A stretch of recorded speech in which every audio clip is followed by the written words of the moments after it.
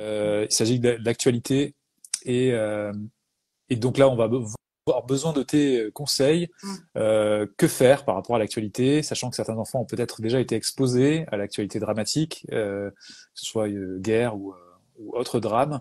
Donc, comment Mm. faire pour les accompagner au mieux actuellement? Avant toute chose, c'est de comprendre comment notre cerveau est câblé par rapport à toutes ces informations.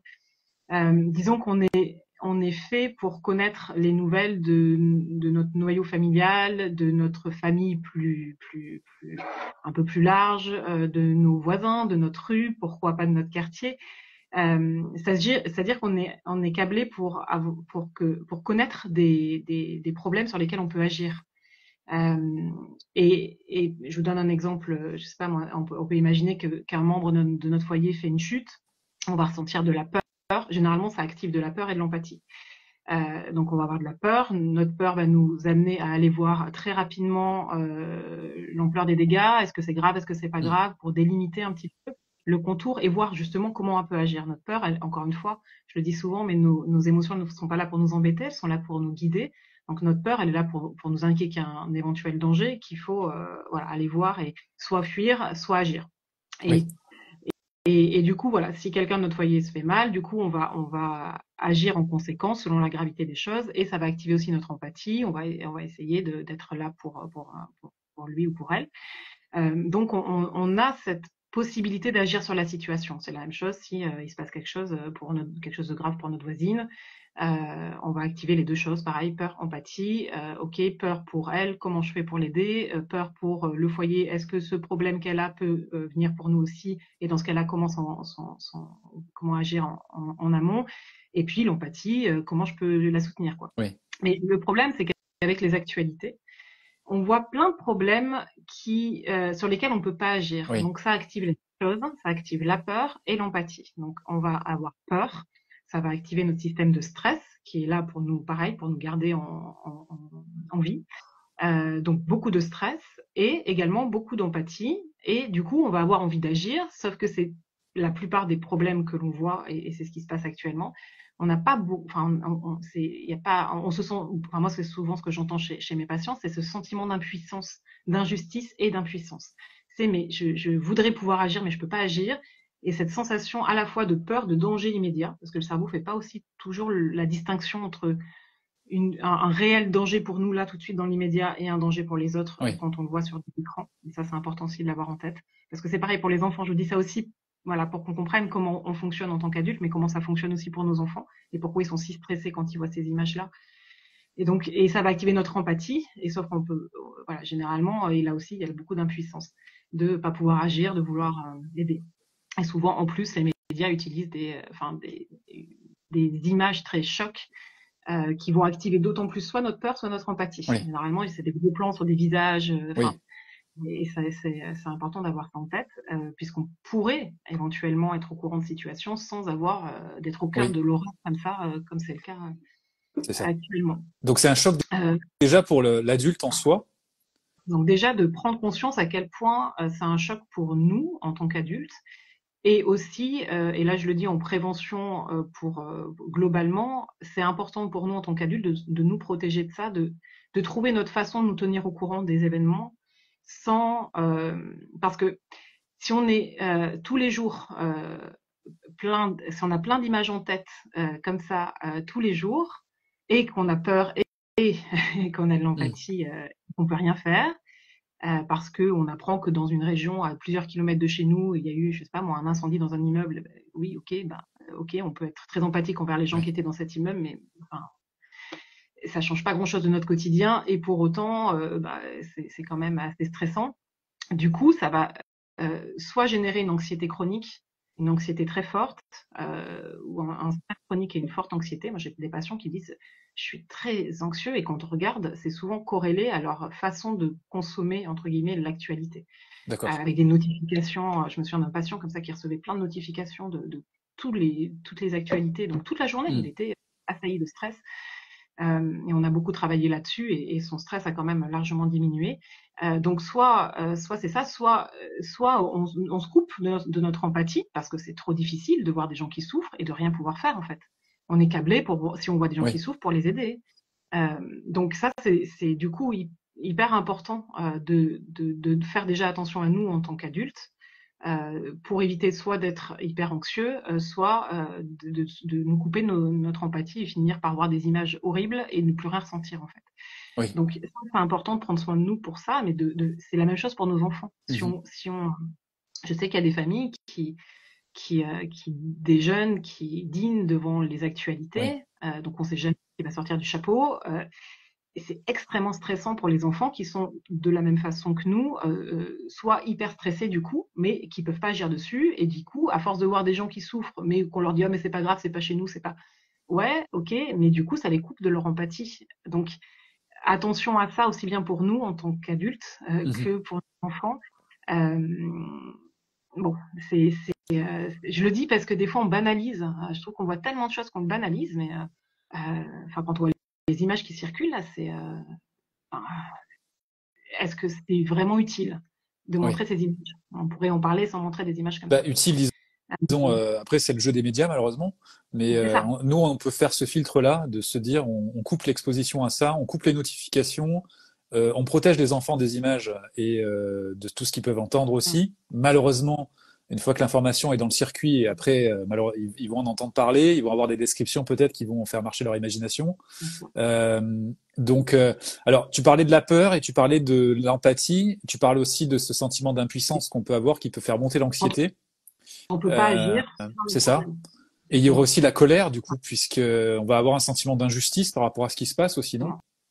Ouais, c'est ça, de la colère, de l'injustice. Ça va souvent avec l'impuissance, hein. Souvent derrière l'impuissance, il y a aussi beaucoup de colère, mais on peut rien en faire en fait. Justement, nos émotions, elles nous servent toujours à quelque chose, nous guider, nous penser, on a un besoin d'aider, besoin de nous protéger, et ben, nos émotions sont là pour nous guider, pour rendre plus visibles tous les besoins qui sont pas remplis. Là, on peut rien en faire. Il y a juste, on ressent plein d'émotions, mais on peut rien en faire. C'est extrêmement stressant. Donc, j'amène des nuances à ça. C'est pas tout ou rien. C'est pas soit je regarde toutes les infos, soit je coupe tout. C'est pas ce que je dis. Hein. Je trouve ça important de le préciser. Mais vraiment de faire attention en tant qu'adulte ce qu'on regarde et encore plus de faire attention à ce qu'on montre ou ce qu'on dit à nos enfants. Après, il y a pour nos enfants, ce que je vous conseille, c'est de partir d'eux, parce qu'effectivement, souvent, ils entendent des choses. Là, il y a une minute de silence dans les collèges. Ils ont prévu aussi d'en parler pour les primaires. Donc, déjà, partir d'eux aujourd'hui, par exemple, tiens, il paraît que à l'école, vous avez une minute de silence. Tu peux m'en dire un peu plus? Juste ça. Demander ce que l'enfant sait, en fait, d'abord.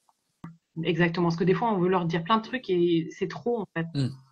Donc, de voir déjà, tu peux m'en dire plus, voir ce qu'ils ont compris. Des fois, ils comprennent rien au message qui est passé. Des fois, ils comprennent très bien. Enfin, ça dépend. Juste, voilà, d'accueillir sans jugement ce qu'ils en disent. Et là, est-ce que tu as des questions par rapport à ça? Est-ce que tu veux qu'on en parle? Est-ce que tu as des émotions par rapport à ça? Moi, quand j'ai entendu, on peut parler de soi. Moi, quand j'ai entendu ça, ça m'a fait peur. Est-ce que toi aussi, ça t'a fait peur? Voilà, de prendre en compte et d'accueillir là les émotions. Je trouve qu'on a vite fait aussi de leur dire mais t'inquiète pas, c'est pas chez nous, ou c'est pas dans notre région, ou c'est pas pour les rassurer, mais ils ont peur, et donc de pouvoir, on peut leur dire dans un second temps, mais déjà, mais est-ce que t'as peur? Je comprends que tu puisses avoir peur. Moi aussi, j'ai eu peur quand j'ai appris ça. C'est pas facile en ce moment ce qu'on apprend. Donc, et ça, c'est important ce que tu dis là, enfin, tu m'arrêtes si je me trompe, mais les enfants ont des détecteurs de situations anormales. C'est ce qui va activer le danger chez eux et ils vont se sentir en insécurité. Ce qui fait que si nous avons les informations par rapport à tout cela, et que ce sont des informations imprécises qui vont nous rendre anxieux, peut-être même colériques, attention du coup à la violence qui va se perpétrer aussi, peut-être qu'on va avoir des réactions d'attaque-défense en fait, parce qu'on se sent en insécurité nous-mêmes, mais c'est bien de pouvoir dire à notre enfant, voilà, j'ai entendu une information qui m'a mis dans cet état. Exactement. Et ça peut expliquer pourquoi je suis un peu bouleversé actuellement. Et c'est bien de pouvoir poser des mots sur ça pour leur donner un état de ce que nous ressentons, comme ça, eux ne commencent pas à cogiter et aussi à devenir anxieux par rapport à ça. Justement, par rapport à cette situation qui vient de se modifier en se disant, mais tiens, les signaux qui sont envoyés par mes parents, ils sont pas pareils que d'habitude. Je sens qu'il y a quelque chose qui va pas. Est-ce que ça vient de moi? Est-ce que, voilà. Donc, c'est bien de pouvoir clarifier aussi. Ouais, exactement. Surtout que souvent, effectivement, l'enfant, c'est intéressant cette phrase que tu viens de dire. Est-ce que ça vient de moi? Souvent, les enfants ont l'impression, quand ils détectent un truc nouveau, comme ça, ils disent, ah, qu'est-ce que j'ai fait? Qu'est-ce qui se passe? Ils ont souvent l'impression que c'est leur faute. Ils vont Oui, dire, ah, ben, c'est parce que j'ai fait ceci ou j'ai fait cela. Ça, c'est très, très souvent. Je le vois aussi bien chez les enfants que en thérapie pour les adultes ensuite, où souvent, ils ont mémorisé comme ça, des choses. Ils ont eu l'impression que c'était de leur faute alors que ça n'avait rien à voir. Euh, et effectivement, on peut, si on apprend nous quelque chose comme les drames là qui actuels, on peut leur dire, voilà, là dans les infos, tu sais, enfin voilà, des fois on voit des choses dans les autres pays. Ben c'est pour ça que je suis stressée, j'ai eu peur.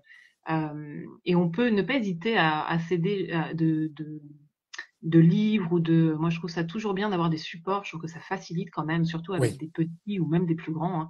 Ça facilite les livres. Je pense à Akili oui, Doc sur la guerre, qui est très bien. Enfin, il y en a d'autres, mais d'avoir un support comme ça sous la main, qui fasse partie des livres de la maison, et quand il y a des événements comme ça, tiens, tu veux qu'on le relise, parce que voilà, euh, ça fait le lien, et du coup ça leur permet d'avoir des images. Ils n'ont pas besoin de voir les images, hein. Vraiment, je déconseille de leur oui. montrer des images. Mais là, déjà, ça leur donne des images où ils peuvent se représenter un peu. C'est moins confus, ça devient plus contrôlable pour eux dans leur tête qu'un truc très diffus, très abstrait. Parce que la Oui. guerre, c'est très abstrait, quoi. Donc c'est de pas. Il y a ça. Il y a aussi des petites vidéos qui circulent. C'est un jour une info, je crois, Oui, c'est qui a, ça, oui. qui a un site vraiment bien, qui propose. Alors je sais pas là s'ils en ont fait. Je crois pas qu'ils en aient fait À juste là, mais l'époque, si, justement, avec une actualité similaire. Donc, voilà, d'autres actualités similaires, oui, en tout cas. Là, pour le moment, je pense qu'ils n'ont pas encore eu le temps de le faire. Mais ils proposent des petites vidéos toutes courtes pour les enfants assez jeunes, qui expliquent les choses. Et c'est super bien fait. Il y a Lumni aussi qui propose des petites vidéos. Voilà, aidons-nous de support, quoi. C'est plus simple. Et on leur propose, tu veux que je te montre une vidéo qui en parle? oui. Des fois, ils disent non. Et s'ils disent non, c'est pas grave. On va pas leur imposer. Ah, ok, est-ce que tu veux qu'on en parle dans ce cas-là? Et même une fois qu'ils ont vu la vidéo, est-ce que tu as des questions? Qu'est-ce que tu as compris? Qu'est-ce que tu as Euh, ressenti et aussi ouais, ressenti avant toute chose, ça on le dira jamais assez, hein. oui, D'abord d'acquérir l'émotion et après d'être du côté rationnel, puisque quand le cerveau est connecté du côté émotionnel, de toute façon tout ce qui est rationnel, il l'entend pas, il ne le oui, prend pas en compte. Donc des fois on veut rassurer en rationalisant, t'inquiète pas et tout, mais ça ne marche pas. Donc d'abord on accueille l'émotion, qu'est-ce que tu as ressenti? S'ils disent rien, bah moi ça m'a fait un peu peur, là ça va mieux, et toi? Ça t'a fait ça toi aussi? On peut leur demander aussi et ça ils aiment bien le faire généralement, t'as eu peur comment? Comme ça ou comme ça? Et généralement ils aiment bien, les petits 4-5 ans, ils aiment bien faire ça. Ils disent, ah ouais, j'ai eu peur comme ça, ou alors ils disent, ah juste comme ça, ou là c'est le plus et là c'est le moins, bah ah bah j'ai eu peur juste comme oui, ça. Ah bah ok, t'as eu peur juste comme ça. Bon bah t'as eu quand même un peu peur, je comprends, mais t'as eu peur que comme ça, bah n'hésite pas à me redire, hein, si ta peur elle bouge, n'hésite pas à m'en parler. Moi j'ai eu peur comme ça au début, mais maintenant ça va mieux. Moi je suis maintenant comme toi, je suis à peu près là. oui. Voilà, c'est une façon de parler des peurs autrement avec les enfants. Et ça suffit souvent. Attention aussi, parce qu'en tant qu'adulte, on voudrait leur dire plein de trucs pour. Des fois, juste ça, c'est suffisant en fait. Ils sont tout petits, ils n'ont pas Bien besoin de savoir tout ce qui se sûr. passe dans le monde. Voilà. Donc déjà ça me semble les bases Alors, de quand tu dis thérapie. tout petit, ce sont souvent les enfants du primaire et enfin de la Ouais. maternelle, du primaire. Maternelle, À évidemment. partir du collège et du lycée, c'est un autre problème du coup parce que il y a les smartphones et l'information circule beaucoup plus vite aussi. Donc, Exactement. comment faire du coup à ce moment-là? On peut leur expliquer ce que je disais tout à l'heure, justement, c'est aussi pour ça que j'en parle, de justement comment notre cerveau fonctionne et qu'il n'est pas fait pour voir des horreurs comme ça à longueur de temps. Oui, Euh, et pour autant, notre cerveau va être happé par ça, parce que justement, c'est tellement, ça l'invite tellement dans ces trucs archaïques de danger, de survie, de que le survie. cerveau essaye vraiment, ça prend toute son énergie, quoi. Hmm. Euh, et donc de leur expliquer ça, ce que je disais au tout début, pour ceux qui étaient là dès le début, sinon je vous invite vraiment à revisionner le début, qu'on n'est pas fait pour voir ça et que c'est important d'apprendre à se protéger. Et je trouve que c'est important pour les ados justement de leur apprendre ça, de leur expliquer pourquoi. Parce que sinon ça coupe de l'empathie, ou sinon ça crée une anxiété très forte ou une angoisse. Voilà, c'est intéressant de leur parler de ça. Sur le site Lumni que tu as cité tout à l'heure, il y a effectivement des ressources pour ceux qui sont intéressés. Donc c'est lumni.fr et vous trouverez notamment des informations sur le terrorisme, les attentats. Ça peut être intéressant donc de pouvoir discuter de ça à froid avec les enfants, pas à chaud parce que justement là c'est l'émotionnel qui est là. Donc et surtout les rassurer finalement. Donc rationaliser, rassurer, mais autant que faire se peut, filtrons. Déjà, pour les enfants de primaire, tu déconseilles fortement l'exposition à toutes sortes de médias. Voilà, on filtre tout. Il n'y a pas besoin de leur montrer, c'est ça. Vraiment. Ouais. Et pour les enfants plus grands, effectivement, on peut s'appuyer donc sur ce type de support. Et là encore, les prévenir sur ce qu'ils risquent de voir ou ce qu'on risque de leur raconter et leur dire qu'on est là pour justement répondre à leurs questions si besoin et les aider justement à ne pas être trop traumatisé parce que comment ça s'appelle ce type de traumatisme lorsqu'on le vit pas directement et qu'en fait on nous raconte ça peut donner lieu à des traumatismes profonds. Ça donne lieu à des traumatismes. Et j'ai pu moi traiter des traumatismes au cabinet de gens comme ça qui n'ont pas vécu mais qui ont ressenti la même chose. Où on le voit chez les soignants aussi, qui sont parfois traumatisés des traumatismes de ceux qu'ils ont accompagnés, notamment chez les médecins, où là aussi j'ai eu pas mal de personnes au cabinet autour de ça, autour des attentats. On appelle ça un traumatisme vicariant, du coup, c'est ça, hein? Oui, c'est ça, le traumatisme vicariant, oui. Et je pense à plusieurs effectivement personnes qui étaient sur place lors d'attentats en France et qui ensuite étaient là pour aider les victimes et à ceux-là, et puis ceux qui ont entendu les victimes juste après, qui n'étaient pas sur place directement, et c'est les mêmes choses qui reviennent, c'est les mêmes flashs, les mêmes. Oui. Et donc c'est vraiment ça, c'est que les traumatismes, un des points communs de tous les types de traumatismes, c'est les flashs. Le cerveau n'arrive pas à digérer l'information. Et du coup, ça vient, comme il le range nulle part, ça pop, c'est une image. Et ça, que l'on soit sur place, évidemment, mais aussi par rapport à des images qu'on peut voir ou des films, même parfois. Donc attention aux films encore. Mais donc le cerveau n'arrive pas à le ranger, quoi. Et donc si pour les collégiens ou les lycéens, on peut filtrer nous-mêmes ce qu'on décide de leur montrer. Alors sur Lumni et un jour une actu, c'est filtré. Il y a des trucs pour les primaires dessus où ils expliquent tout simplement avec des dessins. Ça va. Mais même ça, je conseille toujours aux adultes de visionner avant. Pardon. Ils vont montrer aux enfants, c'est valable pour les dessins animés, si possible, autant que possible en tout cas. C'est ça. Pour savoir ce qu'ils montrent et pour pouvoir ensuite en parler. Oui. Est-ce que vous avez des questions là sur le live par rapport à ces événements? Est-ce que c'est clair ce que vous avez entendu? Est-ce que vous voulez des précisions? C'est important, on est vraiment au cœur de cette actualité dramatique. Et nous, en tant qu'adultes, on est déjà fortement bouleversés. Peut-être même qu'il y a des réactivations sur des traumas qu'on a pu connaître, parce qu'on n'est pas malheureusement à notre premier événement de ce type, et même du point de vue plus personnel. Donc ça peut vous mettre dans un état particulier. Donc n'hésitez pas aussi à faire appel à un professionnel comme toi, du coup, pour vous faire accompagner si vous sentez plus rien d'ailleurs aussi, parce que s'il est possible que vous soyez dans un état dissociatif qui fait que vous êtes, vos émotions ont disjoncté et donc vous vous sentez complètement comme à part en fait, à côté de votre corps, quoi, quelque part, en train d'observer. C'est ça. La dépersonnalisation, la déréalisation, on a l'impression d'être à côté de soi, en fait, de se regarder, mais c'est très particulier comme sensation. Et c'est vraiment, on peut voir l'idée du cerveau qui disjoncte. Les émotions sont tellement fortes que le cerveau, on se dissocie. C'est comme si on n'était plus dans la réalité. Donc ça, c'est la déréalisation, ou plus en soi, la dépersonnalisation. Et ça, c'est assez classique lors de trauma. Donc ça, c'est des symptômes à prendre en compte absolument. C'est assez fréquent, allez, on va dire les 3 premières semaines après un événement traumatique, c'est assez fréquent et ça tend à diminuer. Mais si au bout de 3 semaines, on est toujours dans le même état, alors je conseille vraiment d'aller consulter le plus tôt possible plutôt que se trimballer ça des années et des années. Parce qu'une fois que le syndrome post-traumatique s'installe, là, c'est plus compliqué à déloger. Et donc même si Je dirais attention à certaines activités aussi. Je pense à la méditation, qui est déconseillée dans certains cas. Tu vas pouvoir peut-être abonder dans ce sens. Lorsqu'on a ce type de problématique, notamment une anxiété chronique ou ce genre de choses, la méditation n'est pas conseillée justement. Ça risque d'amplifier les symptômes. Donc attention si vous voyez que... c'est compliqué par oui, rapport à ça. C'est compliqué. Ouais. C'est que le cerveau cherche justement, c'est un mécanisme de protection, tout ça, enfin, dépersonnalisation, déréalisation, dissociation, c'est toutes des mécanismes de protection. Donc notre cerveau, il fait pas ça pour nous embêter, c'est pour nous protéger. Par la méditation, on cherche à faire l'inverse, à se connecter à soi. Et oui. Donc du coup, bon, généralement, le psychisme est quand même plutôt bien fait.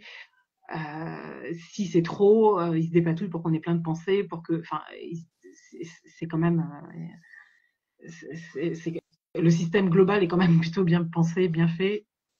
Mais oui, dans ces cas-là, la respiration est probablement plus indiquée, notamment la cohérence cardiaque que j'indique vraiment souvent, qui est une méthode de respiration. C'est inspirer sur 5 secondes et expirer sur 5 secondes, et ce pendant 5 minutes. Et ça, il y a des milliers d'études qui montrent à quel point ça fait baisser notre taux de cortisol, l'hormone du stress. Donc ça, tout le monde peut le faire. Il y a des applications gratuites. J'ai fait une vidéo sur ma chaîne YouTube pour ça. J'en ai fait une pour les adultes, une pour les ados, pour avoir un support. Je trouve ça plus simple avec un support, mais on peut le faire juste en comptant comme ça. Allez, 1, 2, 3, 4, 5, j'inspire. 1, 2, 3, 4, 5, j'expire. Et ça pendant 5 minutes. On peut le faire comme ça sans support aussi. Et ça marche super bien. On peut faire ça dans ces périodes-là où on apprend des choses comme ça. On peut le faire 2 fois par jour. Ça marche pour à peu près 4-5 heures. Donc il y a beaucoup de personnes qui préconisent de le faire 3 fois par jour pour pouvoir faire vraiment baisser notre stress toute la journée. Donc c'est un outil vraiment que tout le monde peut utiliser, qui prend pas beaucoup de temps et qui est extrêmement efficace, validé scientifiquement. Enfin, on peut tous foncer là.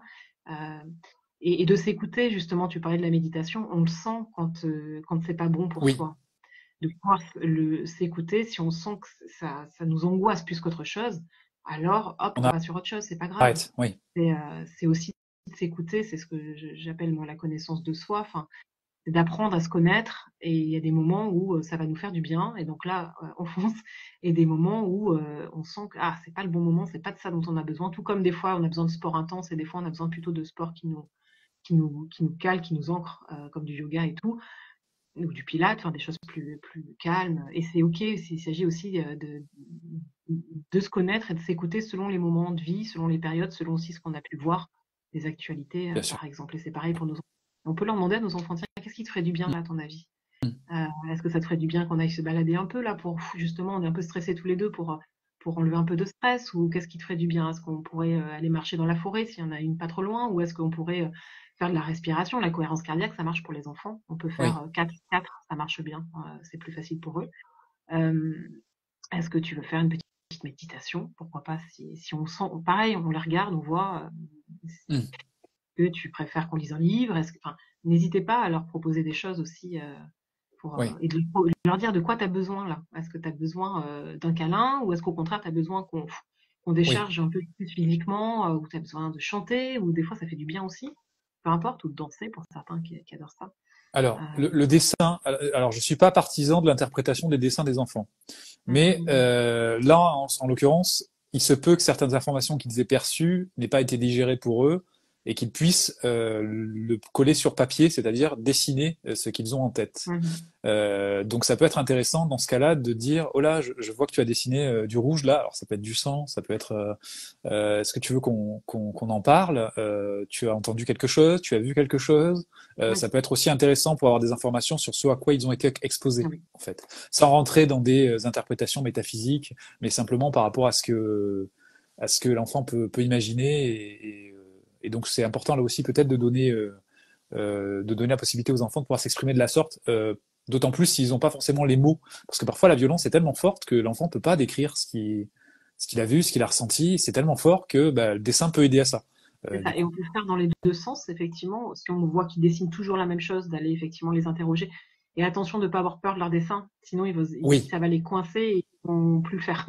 Et pour autant, ils garderont le même stress à l'intérieur. Donc, je vois que de prendre ça, voilà, c'est juste. Le dessin, c'est juste, il vient mettre à l'extérieur ce qu'il a à l'intérieur. C'est pas grave. C'est une façon de mettre à l'extérieur. Donc, juste d'accueillir ça comme ça. ah ben je vois que tu dessines beaucoup ça en ce moment. Tu veux qu'on en parle de cette situation et voilà, d'ouvrir autour de ça. Oui. Si on voit que c'est toujours le même dessin, c'est surtout ça qui est un peu inquiétant, quand c'est toujours le même dessin. Généralement, bah, ils font ça, après ça va mieux, ils en font un autre un peu différent, et puis petit à petit, ça se lisse. Et là, c'est OK, en fait. Et justement, on peut l'utiliser en amont, leur proposer, si on sent qu'ils sont stressés, tu veux le dessiner, là, ce qu'on t'a raconté à l'école aujourd'hui, ou est-ce que tu as envie de ça? Est-ce que tu as besoin de ça? Le besoin, je crois que c'est encore mieux. Oui. Oui, je suis pas sûre que ce soit nécessaire de leur faire dessiner, de leur demander ça. Mais s'il a besoin, pourquoi pas? Parce que ça fait sortir éventuel. Ça peut être aussi de leur dire, tu peux dessiner là l'émotion que tu as. Ce soir, ça peut être indiqué pour les primaires. Je sais qu'ils ont général, enfin en tout cas, ce qui est demandé aux professeurs, c'est d'en parler aux primaires sous une forme adaptée à leur âge. On ne sait pas trop ce que ça peut donner, oui. Ouais, bon. Mais en tout cas, voilà, si sans aller dans c'est bien, c'est peu bien. Quoi qu'il en soit, ça va être comme ça. Donc, ce qu'on peut faire avec les enfants ce soir, c'est leur dire, est-ce que tu veux dessiner là ton émotion par rapport à ce qui s'est raconté aujourd'hui, ou pour ceux qui ont le livre là, le livre la couleur des émotions avec le monstre. Oui. Même les primaires, parce que souvent ils l'ont lu quand ils étaient plus petits, mais ils le gardent bien en tête ce livre parce qu'il est assez marquant. Bah, c'est on peut dessiner un monstre et puis bah tiens, tu dessines à l'intérieur toutes les couleurs que tu as ressenties toi aujourd'hui. Voilà, c'est un livre qui est bien parce que ça associe chaque émotion à une couleur et du coup, peu importe l'âge de l'enfant, c'est plus facile. Du coup, il colorie le monstre ou le bonhomme avec toutes les émotions enfin toutes les couleurs qui sont associées aux émotions qu'il a ressenties. Et soyons attentifs, du coup, par exemple, aux jeux de simulation que peuvent faire les enfants avec leurs personnages. Peut-être tendez un peu l'oreille, voir si par hasard il n'y a pas aussi des problématiques par rapport à ça. Est-ce que, encore une fois, ils ont entendu des choses qui ont pu les choquer? Plutôt, on les accompagne, mieux c'est dans ce cas-là, s'ils ont été exposés à des choses choquantes. J'allais parler de ça parce que j'ai commencé déjà hier avec une vidéo. Là, bien sûr, les notifications pleuvent. L'actualité est très très chaude. Et nous, adultes, on est tentés de regarder, d'écouter. On est sous stress, en fait. Hein. Là, on est vraiment en mode survie pour certains d'entre nous. Donc, j'ai envie de dire, essayons de les mettre un peu à l'écart, de couper les notifications et de revenir dans l'instant présent avec nos enfants. Parce que comme tu disais, on va avoir un sentiment d'impuissance qui peut se passer très très loin. Donc ça va faire monter notre stress, notre anxiété. Donc on peut aussi avoir des réactions violentes aussi par rapport à ça parce qu'on se sent agressé. Donc on peut être agressif justement par rapport à ça. Donc vraiment régulons cette exposition aux informations et c'est vraiment le moment de faire un peu de se mettre un peu au vert du point de vue du numérique là par rapport au téléphone, etc. Donc ça peut être aussi l'occasion de mettre en place des bonnes bases pour la suite aussi, parce que ce genre d'événement, ça peut être aussi révélateur de cette addiction, parce qu'on a une addiction à ça. Hein, les stimuli sont là pour nous faire réagir, pour aller ah bah tiens, je viens de recevoir. Non. Du coup là, c'est encore plus dramatique parce que les infos qui sont dedans sont pas bonnes la plupart du temps en ce moment. Donc on parle beaucoup des addictions des écrans pour les ados. Oui. Mais nous, en tant qu'adultes, c'est intéressant de regarder aussi nos comportements. Oui. C'est sans se juger, mais juste pour se dire tiens, qu'est-ce que je choisis pour moi parce que des fois, on n'a pas conscience et quand on se regarde faire, des fois, c'est intéressant de se dire est-ce que je peux pas réguler. Et là, c'est l'occasion justement. Vraiment, je vous invite à délimiter les moments où vous regardez les infos. Ça va être de telle heure à telle heure, par exemple. C'est un moment que vous choisissez, pas un moment que vous subissez, qui vient dans votre quotidien. C'est vraiment un moment que vous choisissez de regarder. Donc, vous êtes à peu près prêt à ce moment-là pour le faire. Et vous n'êtes pas en train de faire 3 courses, en train de. Sinon, pour le cerveau, il y a de quoi vraiment stresser.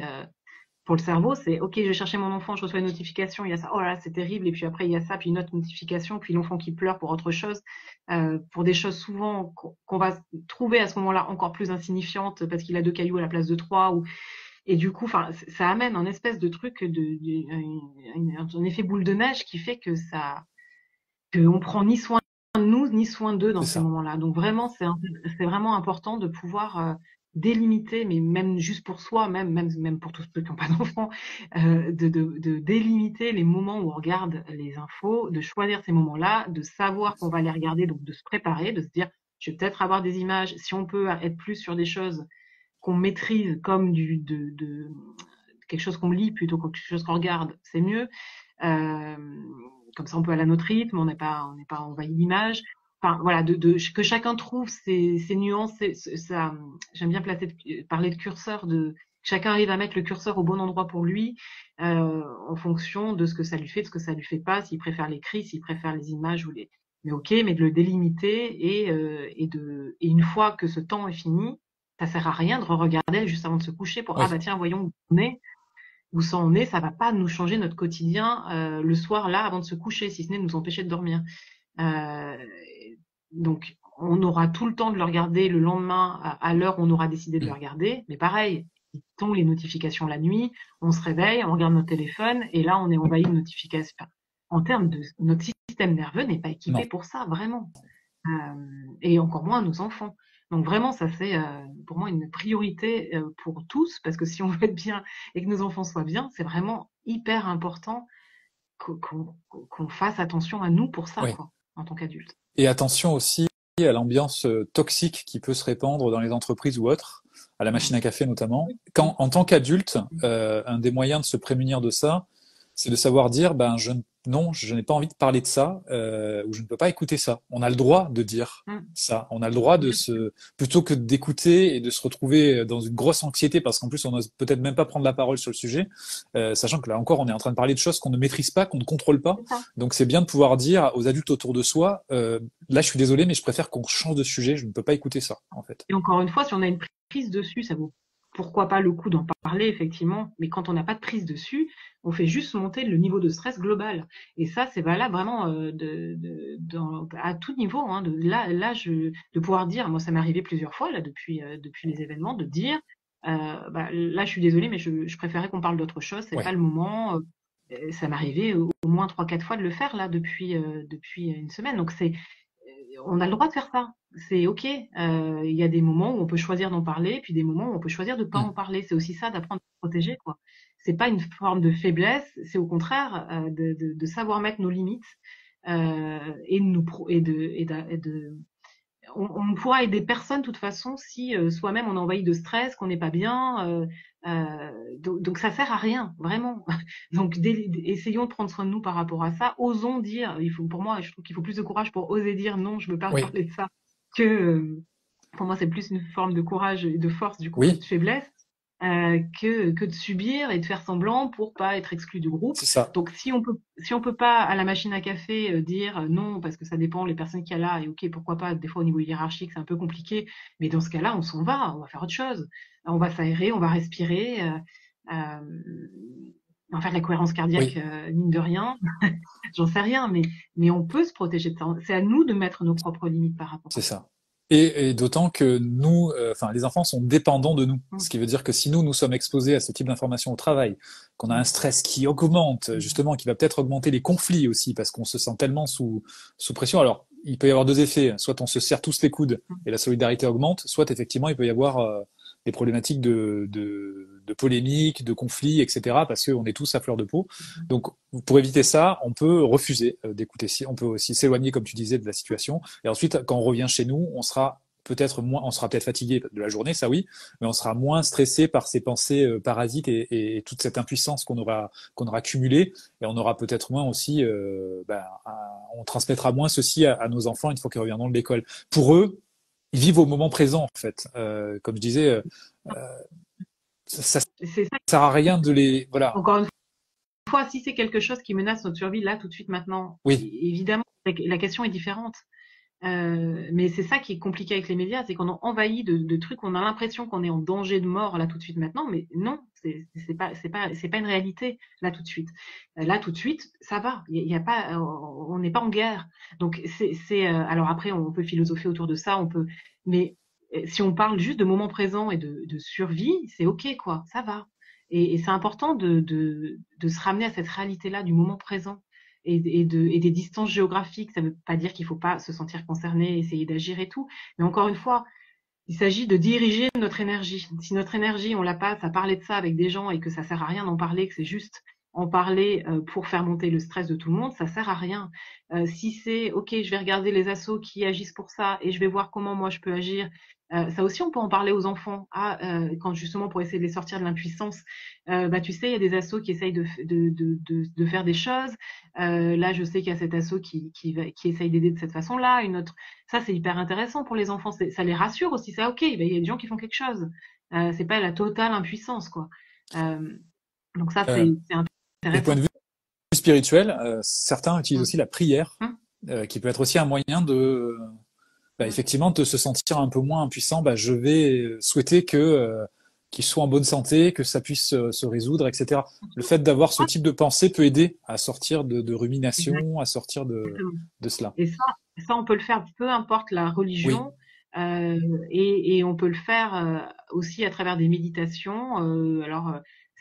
Voilà, certaines personnes vont passer par Dieu, d'autres vont dire je demande à l'univers. Enfin, peu importe, chacun s'y prend à sa façon selon ce qu'il parle. Il n'y a pas de jugement à porter. Bien sûr.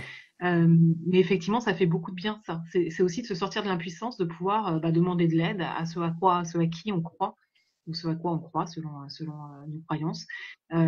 Et ça, c'est une façon de sortir de l'impuissance. Et ça, on peut le faire avec les enfants, effectivement, si on leur a transmis une religion et que la religion fait partie de la vie de famille. Oui, bien sûr, bien sûr. Oui. Mais la méditation peut être utilisée aussi comme ça. Tout à fait. Méditation de la compassion qui ressemble à cela. Je souhaite que cette personne soit heureuse, en se concentrant sur le cœur, justement. Ça fait partie des pratiques tout à fait classiques, on va dire, de la méditation, et qui ressemblent un peu effectivement à cette intention de la prière, en fait, finalement. Exactement. Et qui font du bien. C'est la même mécanisme, en tout cas d'un point de vue mental et d'un point de vue de stress. C'est le même mécanisme. Après, c'est plus par rapport aux croyances, mais justement, que chacun prenne ce qui lui parle. Et il y a toutes des choses aussi autour de la gratitude qui peuvent compléter ça.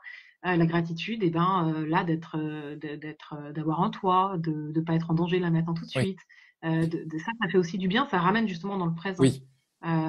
Et ça, c'est intéressant aussi de le faire avec les enfants. Bien sûr. On va regarder tout ce qu'on a là tout de suite, tout ce qu'on a la chance d'avoir là maintenant tout de suite. C'est ça. Et nous, on est ensemble, on peut aussi, réconcilier le lien. Oui. Tout le monde est en bonne santé. On a la chance d'être à l'intérieur, d'être protégé ici, dans cet appart ou dans cette maison. Ça, c'est des choses hyper intéressantes. Et là, ça les ramène à ça va en fait, c'est le moment présent, quoi. On a tendance à être encore une fois, mais on est câblé comme ça. Notre cerveau est câblé pour voir les problèmes, pour pouvoir les résoudre. Encore une fois, c'est pour nous garder en vie. Et le positif, le cerveau accroche pas dessus pour la bonne raison que ça ne nous embête pas en termes de survie. Donc le cerveau va pas naturellement aller voir ça. Donc ça ne veut pas dire qu'il faut nier le négatif, mais c'est important de contrebalancer, d'apprendre aussi à notre cerveau à regarder le positif et tout ce qu'on a déjà. On est souvent câblé sur ce qu'on n'a pas encore. Regardons ce qu'on a et ce qu'on a la chance d'avoir, plutôt que regarder ce qui fonctionne pas, ce qui va pas ou ce qu'on n'a pas. Et ça, c'est vachement aidant, je trouve, dans des périodes comme ça. C'est de dire, en fait, c'est de faire prendre conscience aux enfants et même à nous-mêmes. En fait, ça va. Là, tout de suite, ça va. On a la chance d'avoir des pieds, des jambes, des mains, d'être ensemble, d'être en bonne santé, d'être à l'abri du danger. Et on pourrait presque sauter de joie de ça si on vraiment se connectait à ça. Oui. Et je trouve qu'on minimise ça, alors que ça fait du bien et ça contrebalance aussi le stress. Encore une fois, toutes les questions de juste milieu, ça ne veut pas dire qu'il faut faire semblant, mais on peut. Pour moi, c'est vraiment une question de balance, quoi. C'est pas faire semblant, mais je vois pas pourquoi on pourrait regarder que le négatif. On aurait le droit de regarder que le négatif, et on n'aurait pas le droit de regarder le négatif et le positif en même temps. Vous voyez, c'est vraiment de pouvoir avoir les deux, et c'est ok dans la vie, il y a les deux tout le temps. Et c'est aussi de pouvoir regarder le positif, sans nier le négatif, mais aussi de pouvoir donner de la place au positif. On a le droit de donner de la place au positif. Tout à fait.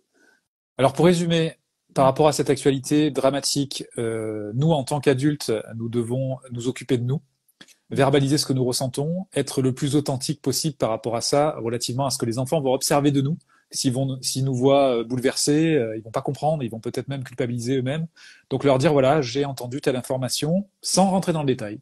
J'ai entendu une information à la radio qui m'a mis un peu dans cet état-là, je ressens un peu d'inquiétude, etc. Histoire de leur expliquer ce qui peut se passer, mais sans rentrer dans les détails. S'ils n'ont pas entendu quoi que ce soit, on va pas rentrer dans les détails. Ensuite, s'assurer que de ce que connaissent les enfants, leur demander ce qu'ils ont comme information et répondre à leurs questions, parce que souvent, ils ont plus d'infos que ce qu'on croit. Malheureusement, parce qu'ils sont exposés à des informations dans les lieux sociaux, que ce soit à l'école ou autre. Donc, ça, c'est important de pouvoir leur demander déjà qu'est-ce que tu sais sur ça et qu'est-ce que tu aimerais savoir, de quoi as-tu besoin. Et on le disait tout à l'heure, qu'est-ce que tu ressens avant d'être sur. C'est comment pour toi tout ce que on t'a dit à l'école là, comment tu le vis, enfin bon, moi, enfin voilà, de coupler les deux vraiment, l'émotionnel et qu'est-ce que tu as compris et est-ce que tu as des questions est-ce que tu as des questions autour de ça? Oui.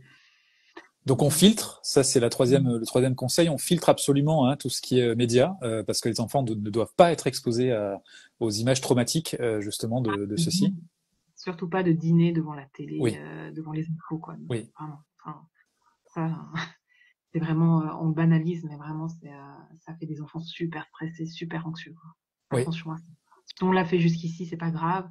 Mais justement, de se dire, bah tiens, là, ce live, c'est l'occasion de faire autrement et puis d'essayer petit à petit, en tout cas, de le faire de moins en moins. Ça, c'est vraiment important. Quatrième conseil, c'est d'éloigner et de couper peut-être les notifications sur nos smartphones, etc. En tout cas, ne pas le garder sur nous parce que notre attention va être diffuse et surtout, on va être dans l'attente et en veille en fait de ceci. Alors que les enfants ont surtout besoin, surtout en ce moment, qu'on les regarde plus et voir un peu quels sont les signaux qui pourraient dénoter de quelque chose qui pourrait les perturber. Donc, ils ont encore plus besoin de partager des choses avec nous et qu'on soit attentif à ce qui se passe pour eux. Notre hyper-vigilance, elle doit être là. Elle doit pas être sur les réseaux et les nouvelles infos, parce que réellement, ça n'a pas d'importance qu'on ait les nouvelles infos en temps réel. Par contre, d'être vigilant à comment nos enfants réagissent en ce moment, surtout que c'est compliqué parce que ils sont du coup d'autant plus... les émotions sont d'autant plus exacerbées, donc c'est pas simple quand les enfants sont comme ça, c'est pas simple pour les adultes. Enfin, c'est ok. Enfin, je suis maman, je sais ce que c'est que les enfants quand ils sont et donc ils ont d'autant plus besoin là tout de suite. Si en plus nous-mêmes on n'est pas bien, on pourra pas les accompagner correctement, on va pas être disponible, ça va nous agacer rapidement, on n'aura pas la patience de gérer des émotions débordantes, donc on peut pas mettre notre énergie partout. C'est vraiment à nous de choisir où on met notre énergie. Quoi. C'est ça. Et les notifications, on peut pas les choisir, on les subit. C'est ça. Et ce qu'on peut maîtriser, en revanche, c'est lorsqu'on a des interactions, et ce qu'on disait tout à l'heure, donc c'est le 5e conseil, veillons à notre santé mentale en tant qu'adulte. Si notre adulte nous parle de ces événements et qu'on ne se sent pas en capacité de l'écouter, on peut très bien dire non, je ne préfère pas entendre ceci, ou encore s'éloigner pour éviter de se retrouver comme ça débordé par l'anxiété, voire même la colère, parce qu'on l'a dit, il peut y avoir plusieurs émotions qui se mêlent. Et j'aime bien cette idée du masque à oxygène dans les avions. Pour pouvoir aider les autres, il faut d'abord rester en vie nous-mêmes. Donc, on va commencer à... Et puis ensuite, on va pouvoir aider le plus grand monde. Sinon, malheureusement, ça sera pas bon. Donc voilà pour ces 5, je crois que c'est 5 conseils déjà principaux sur le sujet. N'hésitez pas, si vous avez d'autres questions, à les déposer. Les cauchemars. Attention aussi également, on parle de la veille pendant la journée, mais c'est aussi la veille pendant le soir où les cauchemars peuvent être aussi dus au fait que les enfants aient été exposés à des informations ou à des images qui ont pu les perturber. Donc il peut y avoir plus de difficultés aussi. Ouais. C'est important de ne pas avoir peur d'en parler ce soir. Alors pas juste avant de coucher évidemment. Oui. Mais des fois, les parents me disent ah mais je veux pas leur en parler parce que sinon ça va leur faire encore plus peur. Il vaut mieux faire un petit débriefing de ce qui a été dit à l'école, de qu'est-ce qu'ils en ont compris et comment ils l'ont ressenti. Oui. Et comme ça va leur permettre de vidanger les émotions. Et tu parlais de dessin tout à l'heure, ça peut être une très bonne façon de faire sortir ce qu'il y a à l'intérieur à l'extérieur, s'ils ont envie, de les laisser libres de ça en tout cas. Et donc ça va leur permettre de vidanger leurs émotions et du coup de pas se coucher à bloc où c'est le moment où ils vont arrêter d'être en activité. Souvent aussi, j'entends les parents qui me disent « Mais du coup, je lui ai prévu plein d'activités, comme ça, il n'y pense pas. » Oui, c'est vrai, du coup, ça diffère. Oui. Mais ça va arriver au moment où il va être calme et où il va plus avoir mille choses à faire. Donc, tu parlais de méditation tout à l'heure, ça peut être là. Et ça peut être, ça sera au moment du coucher. Ça sera au moment où il n'aura pas des choses à faire. Et donc là, le coucher va être d'autant plus compliqué. Donc, il vaut mieux le faire en amont, il ne s'agit pas de creuser à fond, hein, c'est juste, ok, qu'est-ce qu'on t'a dit? Comment ça a été pour toi? Et oh là là, bah oui, c'est pas des bonnes nouvelles. Et de regarder, de voir c'est ce qu'il en dit. Et si on fait ça, l'enfant aura moins de probabilité de mal dormir et de faire des Oui. cauchemars. Les cauchemars, c'est quand le cerveau essaye de ranger quelque chose qui l'a vraiment perturbé. Et donc, c'est voilà. Après, s'il y a des Oui. cauchemars, voilà, de les accompagner au mieux possible. Oui. Hein, mais voilà, c'est possible qu'il y ait des cauchemars. Oui, ça dépend à quel point ils ont été effrayés par ce qui a Tout été à dit et à quel fait. point ils se sont sentis en insécurité. C'est Donc, important aussi peut-être de parler, juste une petite dernière parenthèse, que les adultes au lycée, si jamais on leur a parlé de ça, pour l'intrusion dans le lycée, que les adultes ont joué leur rôle protecteur et oui. ça c'est intéressant aussi de leur dire. Et de leur expliquer. Et là, tout de suite après, la police a pris le relais et ensuite, là, il y a une enquête, voilà, de pouvoir, qu'ils puissent compter sur les adultes aussi. Ça peut être une façon de les rassurer. Oui, oui, oui, oui. En effet, tu as raison. Effectivement, décrire ce qui est mis en place pour sécuriser. Et pas C'est uniquement ça. le parent, décrire aussi finalement qu'on Mm. est dans dans une civilisation pour laquelle il y a des protections. Donc, c'est bien de décrire ça. Ouais. Effectivement, c'est un point que auquel j'avais pas pensé. Mm. Voilà pour ceci. Ne pas, enfin, et n'hésitez pas non plus à passer par les livres, c'est ce que tu évoquais, et les médias comme l'Uni.fr où il y a des supports qui sont propices à ça, qui sont propices à la discussion, à la réflexion, et puis surtout donner la parole, écouter, Mm. verbaliser. Ok, tu ressens ceci, qu'est-ce que tu ressens, etc., etc. Parce que les émotions, quand elles sont verbalisées, quand elles passent dans le conscient et qu'elles sont, libérées, c'est bien sûr, ça évite qu'elles ressortent un peu plus tard. Donc c'est important de pouvoir écouter les émotions à ce moment-là, C'est ça. et même les émotions dont l'enfant n'a pas conscience. Ça peut se voir aussi lorsqu'il y a encore plus de crises entre guillemets, ou de tempête émotionnelle, c'est que l'enfant est en train de cumuler beaucoup d'émotions, de stress, donc il a encore plus besoin d'écoute et de pouvoir justement libérer ses émotions, les comprendre, donner du sens à ce qu'il vit. Donc on est là Mm. aussi pour ça. Et pour ça, il faut aussi distinguer les émotions que nous avons, nous adultes, des émotions de l'enfant. Ça, c'est hyper important. Et attention, Donc je crois qu'on a... ouais, Oui, attention au n'aie pas peur, parce pour les rassurer, des fois on leur dit ça. Ah, mais n'aie pas oui, peur.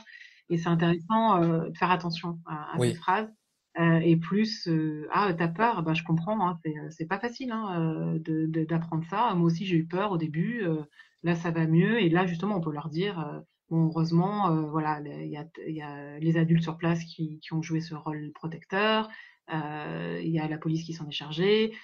Voilà, de pouvoir leur expliquer, mais pas pour leur dire qu'il faut pas avoir peur, mais juste pour leur expliquer les choses plus concrètes et les rassurer, mais sans leur dire de pas avoir oui, peur. Ils peuvent encore avoir peur une fois qu'on leur a dit ça, et c'est ok. C'est ah bah je comprends que t'aies peur. Et ben justement c'est là qu'on peut leur demander t'as peur comment, comme ça, comme ça, comme ça ou comme ça. Tu veux dessiner ta peur, des choses comme ça. Et c'est pas grave qu'ils aient peur, ne pas avoir peur de leur peur. oui, C'est normal qu'ils aient peur, c'est pas grave. Plus on va accueillir leur peur, je le dis souvent, plus on écoute une émotion, moins elle fait de bruit pour se faire entendre. Donc plus on va écouter leur peur quand elle chuchote finalement, moins elle fera de bruit, moins elle sera grosse, et plus on va pas vouloir l'entendre en disant mais n'aie pas peur. Voilà, plus elle sera grosse et plus elle prendra de place en fait. oui. C'est paradoxal, mais ça marche vraiment comme ça. En fait, il est important d'accepter leur C'est perception ça. et pas d'essayer de substituer nos perceptions ou nos propres inquiétudes, parce que des fois, souvent, quand on dit n'aie pas peur, c'est que nous-mêmes, on est démunis et on ne sait pas quoi faire de cette émotion de l'enfant, en fait. Donc, on essaye de l'étouffer un peu comme un couvercle sur une casserole, sauf qu'à un moment, elle va ressortir, quoi. Et on peut Donc, faire pareil pour respectons nous. leur perception. Oui, Et on et on peut peut faire faire pareil pareil pour pour nous. nous. Ah non, mais j'ai pas à Moi, avoir peur. Ouais, voilà, c'est ça. j'ai le droit d'avoir Je peur. dois être Voilà ce qui se passe, j'ai le droit d'avoir peur. fort. Ouais, bah oui, Ouais, oui, c'est ouais, mais ça. la force, c'est d'accueillir ses émotions, justement. La Mm, mm. force, c'est ça, c'est accueillir nos émotions, effectivement.